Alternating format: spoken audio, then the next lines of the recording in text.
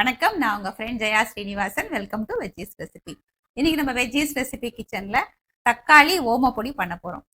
இது வந்து இப்போ குழந்தைங்க எக்ஸாம் எழுதிட்டு வீட்டில் இருப்பாங்க, இல்லை ஸ்டடி ஹாலிடேஸ் அப்படின்னு வீட்டில் இருப்பாங்க. ஏதாவது சாப்பிட்றதுக்கு அவங்களுக்கு போர் அடிச்சா போதும், ஏதாவது சாப்பிட கேட்டுட்டு இருப்பாங்க. இந்த மாதிரி நம்ம ஏதாவது பண்ணி வச்சிட்டோம் அப்படின்னு சொன்னா அவங்களுக்கும் வந்து இந்த டைம் பாஸ்க்கு சாப்பிட்றதுக்கும் நல்லா இருக்கும். அவங்க கேட்கும் போதெல்லாம் அடிக்கடி செய்யறத விட இந்த மாதிரி செஞ்ச ஒரு டப்பால போட்டு வச்சிட்டோம் அப்படின்னா அவங்க தேவையான போது எடுத்து சாப்பிட்டுப்பாங்க. ரொம்ப டேஸ்டான ஒரு ரெசிபி, ரொம்ப சிம்பிள், ரொம்ப ஈஸி.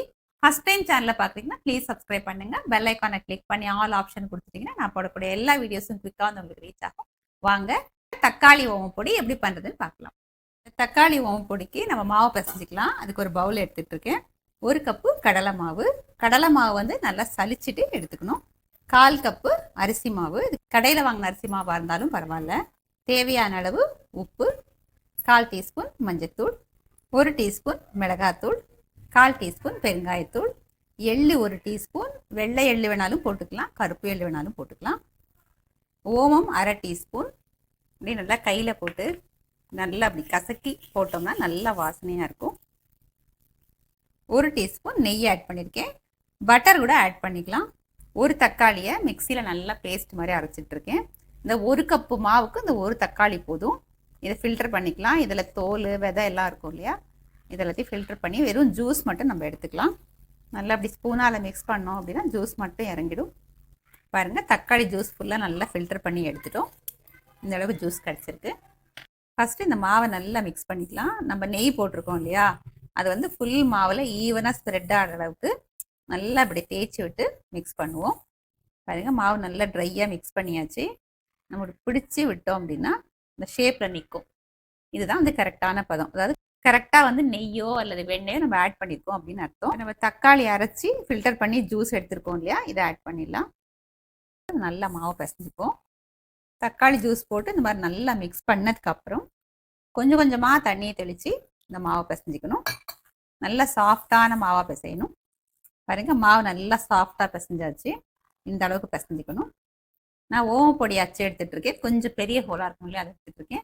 இதுக்கும் உள்ளேயும் வந்து லேசாக வந்து எண்ணெய் அப்ளை பண்ணியிருக்கேன். அப்போ தான் மாவு ஒட்டாமல் இருக்கும். நம்ம பிசைஞ்சு வச்ச மாவை இதில் ஃபில் பண்ணிக்கலாம். இதை நல்லா அப்படியே க்ளோஸ் பண்ணிவிடுவோம். எண்ணெய் சூடாகிடுச்சா பார்க்கலாம். சின்ன பிட்டு இப்படி மாவு போட்டோம்னு வச்சுக்கோங்களேன், உடனே இப்படி எழும்பி வருது அப்படின்னா எண்ணெய் கரெக்டாக சூடாயிருக்குன்னு அர்த்தம். இப்போ நம்ம முறுக்கு புழிஞ்சிடலாம். நமக்கு எந்த சைஸில் வேணுமோ தகுந்த மாதிரி புழிச்சிக்கலாம். ஜஸ்ட்டு ரவுண்டாக ஒரு ரவுண்ட் இப்படி புழிஞ்சிட்டோம்னா போதும். புழிஞ்சு கொஞ்சம் நேரம் கழித்து திருப்பி விட்டுடலாம். உடனே திருப்பக்கூடாது. ஃபுல்லாக சத்தம் அடங்கிடுச்சு பார்த்தீங்களா. இப்போ நம்ம எடுத்துடலாம். நல்லா பிரைட்டான ரெட் கலரில் சூப்பராக வந்துருக்கு. இந்த மாதிரி ஒரு வடிதட்டில் எடுத்துக்கலாம்.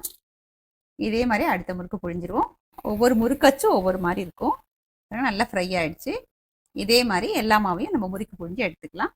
மொறுமொறுன்னு டேஸ்டியான தக்காளி ஓமப்பொடி சர்விங்க்கு ரெடி. பாருங்கள், எவ்வளோ நல்லா மொறுமொறுன்னு சூப்பராக இருக்குது. ஓமப்பொடியை நான் நொறுக்கி காமிக்கிறேன். எந்த அளவுக்கு மொறுமொறுன்னு இருக்கு நீங்களே பாருங்கள். பாருங்கள், அப்படியே தூளாகுது. அவ்வளோ மொறுமொறுன்னு இருக்குது. நல்ல டேஸ்ட்டாகவும் இருக்கும். வாங்க டேஸ்ட் பண்ணி பார்த்துடலாம்.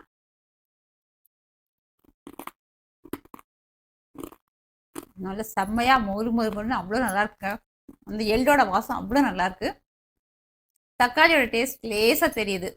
அது ரொம்பவே நல்லாயிருக்கு, வித்தியாசமாக இருக்குது. நம்ம எப்பயும் பண்ணுற ஓமப்பொடியோட இந்த மாதிரி செய்யும்போது ஒரு டிஃப்ரெண்ட்டான டேஸ்ட்டில் செம்ம சூப்பராக இருக்குது.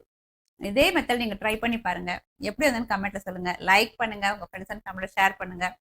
புது ரெசிபியோட நாளைக்கு நான் உங்களை மீட் பண்ணுறேன். தேங்க்ஸ் ஃபார் வாட்சிங்.